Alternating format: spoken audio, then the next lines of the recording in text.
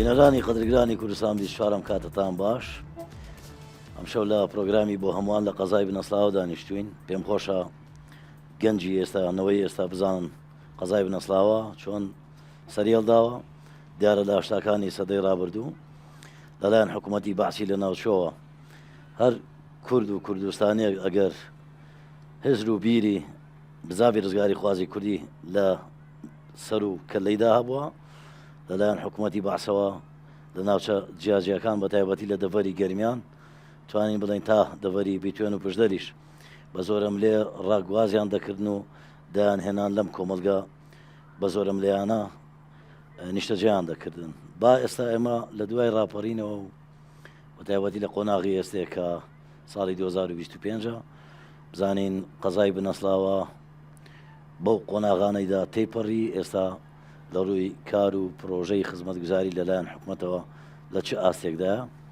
گەنگەشەیەم بابەتە بە میوانداری بەڕێز زریان سەباح سەرۆکی شارەوانی قەزای بنەسلاوە و هەروەها ژمارەیەک لە هاونیشتیمانیان کە لەم قەزایە نیشتەجێن. هەمولایەکتان بەخێر بێن بەسەر سەر و بەسەر چاوان. کاک زریان بەخێر بێ بە ئەم یەکسەر لەوە دەست پێ بکەم. پێشتر گلەی زۆر هەبوو بۆی قیرتاون نەکردنی شەقامەکانی بنەسلاوە گویا بایەختان پێ نەداون. ئێستا باشە دەتوان وەڵام بدەنەوە نیە لەوەرەی تۆزێک با ئەو شایەتێ بدەم تۆزێک ئاوادانی باش پێوە دەبینی بە قەزاکە گەرم کەمە. بەناوی خوای گەورە مهرەبان زۆر سپاس بۆ کوردستان 24 و بۆ جەنابەت سپاس لە بۆ وڵاتیانەی کە ئامادە بوون ئەمڕۆ لە لای جەنابەت. بەتاکید لە کۆی ئەو هەموو قەیران و دژایەتی بوجەم و چەبڕینەی کە لە هەرێمی کوردستان بڕدرا و دژایەتی بە تایبەت کابینێن و حکوومەتی هەرێمی کوردستانیان کرد. بەڵام خۆشبەختانە بەڕابەتی جەنابی سەرۆکی ئەنجومەن وەزیران کاک مەسرور بارزانی کاروانی ئاوادانی و خزمەت لە سەنتەری قەزای بنەسلاوە بە تایبەت لە کابینێن و حکوومەتی هەرێمی کوردستان بەردەوام بووە. کۆی گشتی ئەو گوژمەیە کە تەنها لە کابینێن و حکوومەتی هەرێمی کوردستان لە بۆ سەرۆکایەتی شارەوانی بنەسلاوە ناو سەنتەری قەزای بنەسلاوە سەرف کراوە 21 میلیارد و 845 میلیۆن دینار بووە کە تایبەت بووە بە پرۆژە خزمەتگوزاریانەی کە وەکوچی پرۆژەکان شارەوانی وەکو دروستکردنی شەقام و دروستکردنی ئاوەڕ و خاوێنکردنەوەی سەنتەری قەزای بنەسلاوە گرنگی دا بە سەوزایی سەرجەم ئەو خزمەتگوزاریانەی لەم کابینێ چەند پارک دروستکراوە بۆ بنەسلاوە. لەم کابینەیە خۆشبەختانە پارکێکمان دروست کردووە دوو پارچی تریش بەردەوام کاری لێ دەکری لەوانە پارچی هەوار و پارچی نەمرانە لە ناو سەنتەری قەزای بنەسلاوەکە لە ئێستادا لە تەندرینە ئینشاڵڵا لە ماوەیەکی نزیک دەست بە پارکێمەلی دانیشتی نوێ وایە بەڵێ نوێ ڕووبارەکەی چەندە باش. دوام گەورەترین پارکشی پایتەختی هەولێرە. یەکەم پارکە لە ئاستی دەوروبەری هەولێر کە گەورەترین پارک بێتن لە دەوروبەری هەولێر بە سەنتەری قەزا و نایەکانەوە. نزیکی 14,000 مەتر ڕووبەری ئەم پارکەیە 150 ئەو بڕگانەی کە پێویستی بە پێشکەشکردنی خزمەتگوزاریەتەوە بۆ خۆشبەختانە 150کەی تریش لە هەوڵداینە بۆی لەگەڵ جەناوی پارێزگا و ئەندازەی پارکەکانی پارێزگای هەولێر چارەسەری بکەین. دەست خۆش با من بچمە لای هاونیشتیمانیان بۆی بزانم چی ماوە بالێتی داوا بکەن. ئەم شەو کاک زریان نوێنەراتی حکوومەت دەکا ئێوەش هاونیشتیمانین لێرە نیشتەجێن. پێم خۆش ئێوەش بەشدار بن لە پرۆگرامەکە ئەگەر داواکاریتان هەیە ئەگەر سەرنج و پێشنیازی باشیشتانەی بۆ حکوومەت کەرم بکەن. ئەگەر مایکەکە وەرگری داواکارم و خەستخانەی تەواری ناو مستەشفای بنەسلاوە دروست خەستخانەی تەواری خەکەکە ئێستا دروستی دەکەن بەنیازن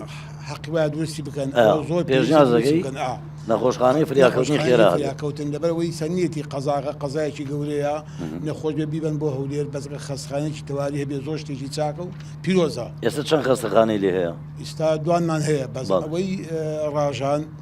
خەستخانە چاکە ئەگە تەواریش هەبێ بۆ تەواری دەشێ بەس نیەتی تا ئیسەنیەتی. اینجا با من پرسیارێ بکەم باسی نەخۆشخانەی کرد ئەو بەڕێزە فشاری کۆمەلگە نیشتە جێبۆکانی دیکەشی لەسرە ئەو نەخۆشخانانەی بنەسلاوە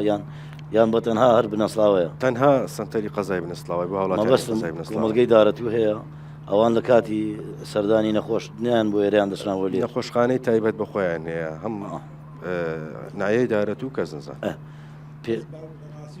ئیشە زۆر جوانی کردیە من زۆر ناو خەڵکە زۆر دەستخۆشی کاکزیان دەکا بۆ ڕێگاوبان بۆ ئەو هەموو دا و شتەی چاندێ عنی شتێکی زۆر جوانی کرێ شارەوانی پەیامەکەت گەیشت چێدی قسە دەگا فەرموون بەنای خوای گەورە میهرەبان دەستخۆشی لەو بەرنامە جوانەتان دەستخۆشی لە کاک زریانەکەم بەڕاستی جێپەنجەی دیارە لە بنەسراوە وڵایە من دوو پێشنیارم هەیە پێشنیاری یەکەم ئەو پارکەشی زۆر جوانە بەڵام وەکو یاری منداڵان یاری زۆر کەمیتیدا ئەگەر بکرێتن بەشێکی تری یاریەکانی بۆ بکرێتەوە یان بۆی زیاد کرێت زۆر باش پێشنیاری دوم یعنی بەر لە مەکتەب بکرێتەوە کارێکی زۆر باشیان کرد لەگەڵ سەجی بێلانە ستا قوتابخانەکان کراوەتەوە پۆلی یەکمان زۆر دەستکەیە یعنی سەجی بێلانە لە بنەسلاوە گەلەگەلێک زۆرە ئەگەر کاک زریان ئەو جیهەتە بەکاربێنێتەوە چونکە ئیشی زۆر باشی لێکرا بنەسلاوە گەلەگەلی سەجی بێنێت خۆش پێشنیازەکانت گەیشت بە وەڵامەکە وەرگنی کاک زریان باسی نەخۆشخانەی کرد بەڵێ ئێمە لە بەرنامەتاندا هەیە لە داهاتوودا نەخۆشخانەیەکی فریاکەوتنی خێرا داوا بکەن بۆ بنەسلاوە بەڵێ ئێمە خۆشبەختانە دوو نەخۆشخانە هەیە کە لە ناو سەنتەری قەزای بنەسلاوە کە ڕۆژانە هاوڵاتیان سەردانی دەکەن و بەدەم ئەو نەخۆشی هاوڵاتیانەوە دەچن لە ساڵی 2024 لەگەڵ بەڕێزان قایم قامێتی قەزای بنەسلاوە بەڕێبەراتی تەندروستی هەولێر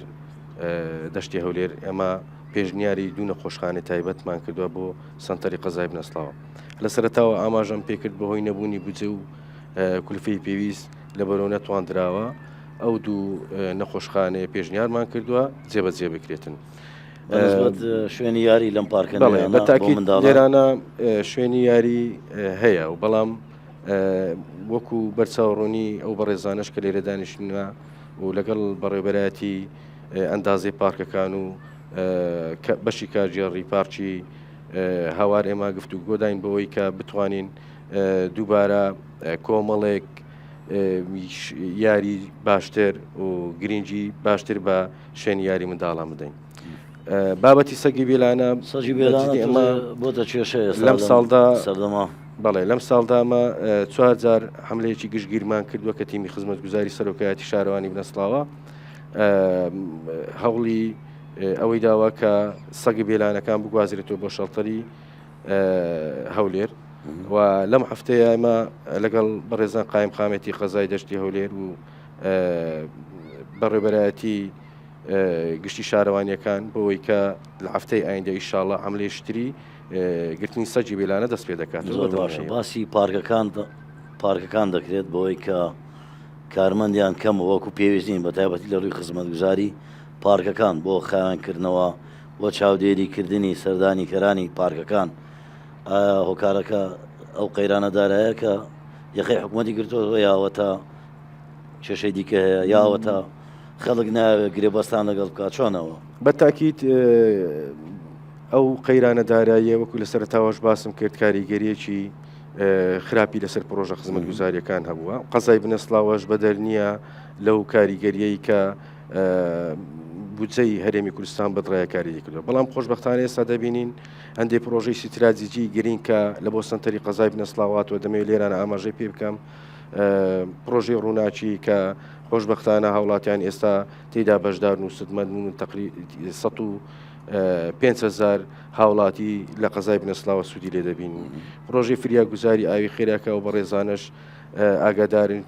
زیاتر لە 25,000 هاوبەشی لە پرۆژەی فریاگوزاری ئاوی خێرا بەشدارە و سەرجەم ئەو کێشە و گرفتانەی کە پێشووتر هەمان بووە لە سنتەری قەزای بنەسلاوە لە ڕوانگەی ئاو و کارەباوە کۆتایی پێهاتووە بەدەر لەو پرۆژە ستراتیجیانە خۆشبەختانە بە فەرمایشی جەنابی سەرۆکی حکوومەتی هەرێمی کوردستان ڕێزا کاک مەسعود بارزانی کە فەرمایشی کرد زەوی تەخسیس بکرێ بۆ فەرمانبەرانی سنتەری فەرمانبەرانی هەرێمی کوردستان لە ئێستادا قەزای بنەسلاوە پشکی باش بنەسلاوە فەرمانبەرەکانی کەوتووە بە تاکید لە ئێستادا نزیکی 6,000 ناوی فەرمانبەر کەوانەی نیشتەجێی کارتی زانیاریان قەزای بنەسلاوەیە وردبینی کراوە ئینشاءڵڵا راپۆرتی تایبەت و کۆنووسی تایبەت و نەخشەی پێویستمان بەس کردووە چاوەڕێی ڕەزامەندی هەندێک گرفتی کە هەبوو بەڕاستی کە ساڵانێکی زۆر هاوڵاتیان پێیان دەناوە. لێت بپرسم کێشەی زێدەڕۆیی هەبوو لە سنووری ئێوە زێدەڕۆیی لەسەر زەوی مڵکی گشتی لەسەر زەوی دەوڵات ئەو شتانە هەبوون لێرە بەڵێ ئێستا چارەسەر کرا بەڵێ لەسەر بابەتی زێدەڕۆیی خۆشببختانە فەرمایشی جەنابی سەرۆکی حکوومەت بەوەی دەرچووەکە ئەو زێدەڕۆیانە گونجاون لە سەریان تەملیک بکرێتن و بەردەوام سەرۆکایەتی شارەوانی بەڕبەرایەتی گشتی شارەوانیەکان هامانگن بۆی کە تەواوی ئەو زێدەڕۆیانە گونجاون تەملیک بکرێتن بەدەر لەوە کە کێشەی گرفتی زەوی سندوقی ساڵانێکی زۆر بەڕاستی هاوڵاتیان گیرەوە دەبوون بەوەی کە وەکو خاوەنددارێکی خۆیان بە خاوەنی پارچە زەوێکدادەنا بەڵام هیچ بەڵگەیەکی مسەسەکیان یخود بەڵگەیەکی پێویستیان نەبوو خۆشببختانە کێشە و گرفتی ئەوانش بە فەرمایشت و ڕێنمایی جەنابی سەرۆکی حکوومەت و ڕێزای جەنابی وەزیری شارەوانی گشتاندیم ڕێنمایی تایبەتمان بۆ هاتوو و سەرجەم ئەو کێشە و گرفتانە چارەسەرکران. بە تاکیت قەزای بنەسڵاوە من دەمەوێت لێرانە بۆ هەوڵاتیە بەڕێزانە بۆ سەرجەم خەڵکی قەزای بنەسڵاوە ئاماژە پێ بکەم کە ئەو پرۆژە خزمەت گوزاریانەی ئەنجام دەدرێتن تەنها لەسەر داهاتی سەرۆکایەتی شارەوانی نییە لەسەر داهاتی بجێ پەرەپێدانی پارێزگایە لەسەر داهاتی وەزارەتی شارەوانی خۆشببختانەکە بە تایبەت جەنابی وەزیری شارەوانی و جەنابی پارێزگای هەولێر کە بەردەوام هاوکاری سنتەری قەزای بنەسڵاوان کردووە دوچیان بە ئەو پرسیارم زۆرە ئەو پرسیارم زۆرە لە پرسیار ناکەم بەڵام پێم خۆش ئاوا نیشتیمانیان بەشدار بن لەگەڵمان مادام هاتوون ئەم خاتونە بە ڕێزانە لێر دانیشتوون بانەڵێن مافی ئافرەت دەخۆن پێم خۆشە خاتونەکان قسەمان بۆ بکەن کەرەم بکەن. بسم الله الرحمن الرحیم بەناوی خوای گەورە میهرەبان هەتا ئێستا ئیش و کاری باش ڕۆیشتووە کۆڵانە و جادەیە و بەس ئیشەکان زۆرە من داواکارێکم هەیە جادەیە هەیە لە ڕێی کەس نەزان و بنی سەڵاوە ئەوە زۆرڵەیە ئەوە زۆر دەبێ یان بکرێتە دوو سایدان ئەو جادەی گەورە کرێتەوە کۆڵانەکانیش هەندێک لایبای عوشتەکان گلەیان هەیە ئەویش ئەتوانێت سەرۆکی شارەوانی خۆی شەکانی جێبەجێ بکات بەس بلۆکی پانزەمان زۆر لەلایەنی ئاو کارەبا و ئەلحەمدوستەنا زۆرە ئاوەکەمان هاتووە ئاوی فیرازمان بۆ هاتووە قیرتاو کراوە زادەشمان بەردەمی خۆمان ئەو کۆڵانشتان بەڵێ قیرە نزیک بە خەستەخانە تازەکەیشین کاک سەباریش بەحسی کرد لەلایەنی ئەوەی کە ببێت بە هەستخانێکی گەورە و کە دیار بێت و کە جێی ئەمەلیات هێشتێکی لێ ببێتەوە ئەوە زۆر باشە ئەویش ئەگەر حکومەتی هەرێمی کوردستان جێبەجێ بکە لەگەڵ سەرۆکی شارەوانی ئەوەی شێکی زۆر چاکە بەڵام من وەکو بلۆکی پانزە خەڵکێکی زۆری لێیە هەمووی ئاوارەیە و هەمووی ئاوارەی 91 و 93 خۆمانی شەر ئاوارەین بەڵام مزگەوتمان لێ دوورە بۆ ژنان ئێمە دەبێ بچین بۆ 4000 ئەگەر کاکزریان ئەوڵێکمان بۆ بداتە نیشتی خەستەخانەکە جێیەکی زۆر زۆری لێ هەیە ئەتوانێ تەنیشتی بکا بە پارکیش و بیکا بە شتێتریش ئەو مزگەوتەمان بۆ دروست بکە زۆر ئێمە مەمنونین و شارەوانیەکەی دەستخۆشی لە کەناڵی 24 دەکەم زۆر سپاس بۆ ئەو بەرنامە جوانە دەستخۆشی لە سەرۆکی حکوومەتی هەرێمەکەم بۆ ئەم پرۆژە و خزمەتی لە کوردستان ئەیکاتن و هەروە دەستخۆشی لە سەرۆک شارەوانی بنەسەڵاوەکەین بۆ ئەو خزمەت و ئاوەدانکردنەوەی بنەسەڵاوە پێویستی بە زۆرە هێشتان ئەیەوێتن بەس داواکەین پێشنیارێکمان هەیە بۆ سەرۆک شارەوانی ئەو بوو پاچە زەویانی لە گەڕەکان هەیە بکرێتە باخچەیەکی جوان چۆن ئەم پارکە کراوتە باخچەیەکی جوان نمایشی شارەکە زیاتر جوانترەکە سەوزایی گرنگدان بە سەوزایی کاکزریان دەستان خۆش خاتونەکان وەڵامیان بدەوە دوایشە وەڵاو خاتونە باسی پردەکەی دەواازەی بنەسڵاوی کرد بەوەی ئەوەی ئێستا ئەو ڕێ فشارێکی زۆری لەسەرە هەر لە کەزنزانەوە لە هەولێرەوە کە دێن با بڵێن جادەی کۆنی بنەسڵاوە شارێکی زۆری کردوتە سەر پردەکە بە تاکید ئەمە لە پلانی ساڵانەی سەرۆکایەتی شارەوانی بنەسڵاوە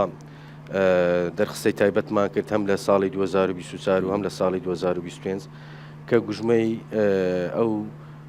دسرە کۆنە کە ناتوانین نۆژەنی بکەینەوە لەبەر خراپی دسرەکە بەڵام دووبارە دروستکردنەوەی دسری کۆنی بنەسڵاوە بڕی 772 میلیۆن دینار خۆشببختانە فەرمانی ئەنجومەنی وەزیرانی بۆ دەرچووە وەزارەتی مالیێش ڕەزامەندی لەسەرداوە بەڵام دێمەوە سەر خاڵی ئەوەی کە ئەو گژمەیە و پێویست نییە لەبەر ضرورەتی ئەوەی کە حکوومەتی هەرێمی کوردستان ئەولەویەتی موچەی فەرمانبەران بۆ لە ئێستادا بۆیە نەتواندراوە بە تەئکید لە 2024ەوە فەرمانی دووبارە دروستکردنەوەی دسری کۆنی بنەسڵاوە دەرچووە لەم مانگەدامە لەگەڵ بەڕێز جەنابی وەزیری شارەوانی گەنگەشەی کرد و فەرمایشی کرد کە دووبارە نووسراوی پێویست بە و دسرە کۆنە بکرێتەوە خۆشببختانە لە ئێستادا لە هەوڵی وەرگرتنی ڕەزامەندینە ئینشاءڵڵا دیزاینەکەی نوێ دەبێت بەڵێ دیزایانی ئەوە تاکسایی دەبێتەوە تا بنیانانەوەی لەسەر لە نوێ دسرێکی منەزەم و مۆدیرن دووساییدا ئێستا تاکساییدا دەبێتە دووسایید ئینشاءڵڵا زۆر باش لە خاڵی ئەو ئەم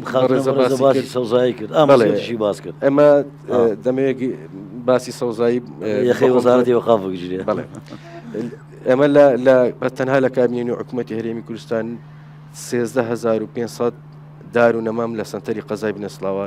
چاندراوە وە خزمەتیشان دەکرێتن بەردەوام لە ناو سنتەری قەزای بنەسڵاوە بەتاکید ئەو ساحانەی کە لە ناو سنتەری قەزای بنەسڵاوەدا ئێستا هەنا بەشێکیان خزمەت گوزاری پارچە زەوی لە نێو ماڵان بەشێکیان بەشبازنەیەکەی باسی ئەو دەکات بەڵێ بەشێکیان ئەو پارچە زەویانە خزمەت گوزارین دەبێ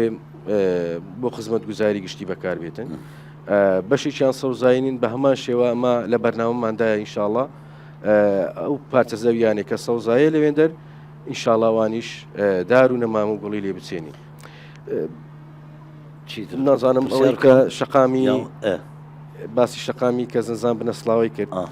ئەمە لە ساڵی 2023 خۆشببختانە سەرداهاتی سەرۆکایەتی شارەوانی بنەسڵاوە ئەو بەشەی کە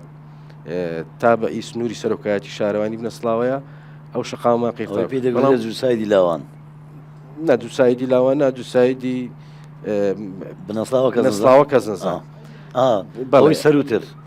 ئەوەی دەچێتەوە لای قەبرستانەکە وایە تەوا ئەمە بەوەی کە محرەماتی 150ە بەڕاستی دەبێت تۆزێک بەوەردیش ئەویش بەنیازە بەنەوە بنەسڵاوەدا بڵێ بەناو بنەسڵاوەدا محرەماتی 150 تاکو ئێستا ئێمە چاوەڕێ و محرەماتە دەکەین کە ئینشاءڵڵا باریدارای حکوومەتی هەرێمی کوردستان بەرەو باشتر بچێتن و ئەو پرۆژەیەش جێبەجێ دەکرێت زۆر باشە باسی ئەوەت کرد کە 6,000 فەرمانبەر لەسەر بڕیارەکانی حکوومەت سوودمەندە بن لە زەوی بامنیش بە فرسەتی بزانم بپرسم خزمەت گوزاریتان بردو بۆ شوێنانە لەو دەوروبەرە لە سنووری ئێوە کە سوودمەندە بن زەوی دابشکراوە بەتاکید ئەمە بیرمان لە چۆنەوەتی ئەولەویەتی ئەو پارچە زەویانە کردیە کە پێشکەشی فەرمانبەرانی دەگرێتن دیراساتێکرا سەرجەم ئەو لایەنانێک کە پەیوەستن بەوەی کە زەوی پێشکەشی فەرمانبەران بکەن یاخود ڕەزامەندی پێشکەشی فەرمانبەران بکەن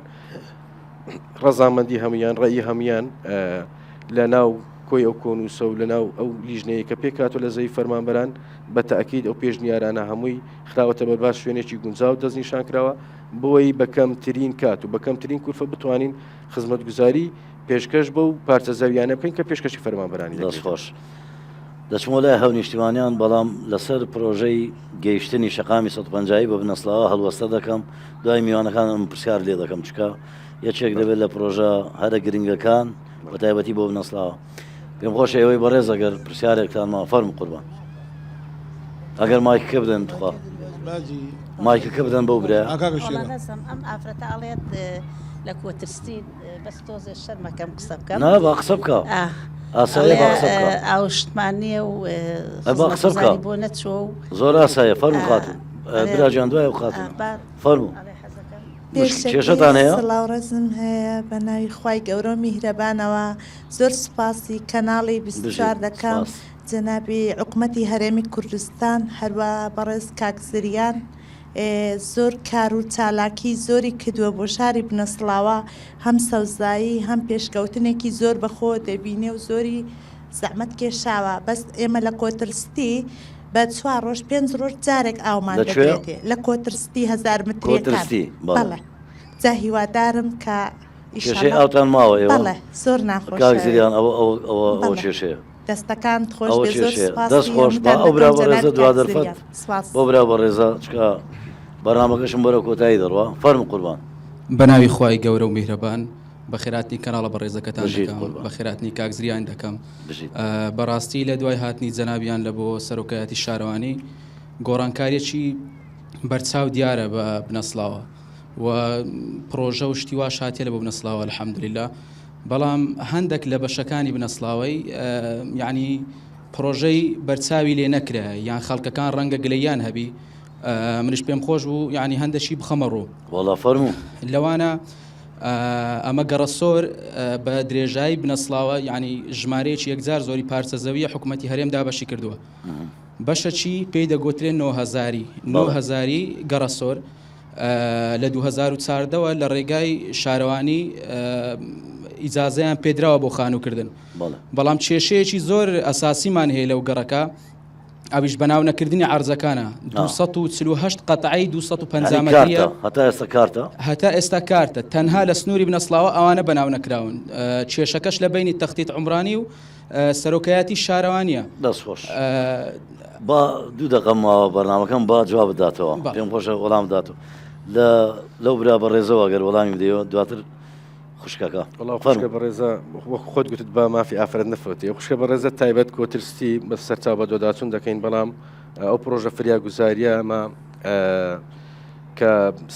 سەرجەم ئەو شەبەکانی کە دانرانەوە سانتەری قەزای بنەسراوە کە فەرمانگە ئەو سەرپەرشتی دەکاتن بە دۆداچوونیش دەکەین، پێم وابێ ئەو شەبەکە ئاوا هێشتا نەگەیشتوێتە ئەو نزیکانە، ئینشاڵڵا لە ماوەیەکی کەم دەگاتن و کێشەکەتان کۆتایی پێدێ بە دۆداچوون دەکەین. تەنها لە کابینەی و حکوومەتی هەرێمی کوردستان خۆشبەختانە بە فەرمایشی جەنابی وەزیری شارەوانی فەرمانگەیەک دروست بووە کە فەرمانگەی تەملیکردنی کارت لە بۆ سەنەدا کە 3000 پارچە زەوی لە سنتەری قەزای بنەسڵاوە تەنها لە کابینەی و حکوومەتی هەرێمی کوردستان فەرمانی تەملیکردنی بۆ کراوە، هاوڵاتیان ڕۆژانە دێن سەردان دەکەن و تەملیک دەکرێت بە سەریاندا. پرۆژەکان چکە کاتم نەما پرۆژەی 150 ئەگەر بێ ئەوەی منزانیومە دەچێتە گەڕەکی ئەو ئاوارانەی کە لە دوای نسکۆی 75 لە ئێران و گەڕاونەتەوە ئەوانەی کە لە زۆر ئاوارەی ئێران بوون بەداخەوە ناویان لە ناو گەڕەکی ئێرانەکان بەڵام ئێرانی نین هەمویان کوردی خۆمان ئەگەر 150ەکە بێتن پێما بێ بەنێو ئەواندا دێ ئەبێ هەندێک خانووەکان و دیزاینەکە دەستکاری بگرێ لەوانەیە ئەوان چاوەڕی وەڵامی ئەو بکەن چۆنە و چۆن نییە و ئایا قەرەبوو دەکرێنەوە بەبەرجا دەبکەونوانە لەوانەیە پێیان خۆش بێ و پرسیارە بکەم دو هەمین پرسیارمەوە کەرم کە فەرم بڵێ بەتەئەکید ئەو ماڵانەی کە بەبەر محرماتی 150 دەکەن یاخو بەبەر شەقامی 150 دەکەنەوە لێرەوە دڵنیای دەدەینە سەرجەمە و هاوڵاتیانە کە مافی هیچ هاوڵاتیەک نافەوتێ و حسابی ئەو قەرە بۆشکراوەتەوە کە بەر شەقامی 150 دەکرێتن لە سەرۆکایەتی شارەوانی بنەسڵاو وەزارەتی شارەوانی گفتوگۆ و بەرنامەی تایبەت بەوە دانراوە کە قەرەوە بکرێنەوە زریان سەباح سەرۆژی شارەوانی قەزای بنەسڵاو سپاس بۆ ئامادەبوونی ئێوەی هاونیشتیمانی لە قەزاکە سپاس بۆ بینەرانی کوردستان بیشار کە تاوە گەشتا بە دیارمانەوە بوون ئاوادانی زیێدەتر بۆ کوردستانی خۆمان هەر شاد بن دەستان خۆشبی کە زەر نەسێتەوە دانیشت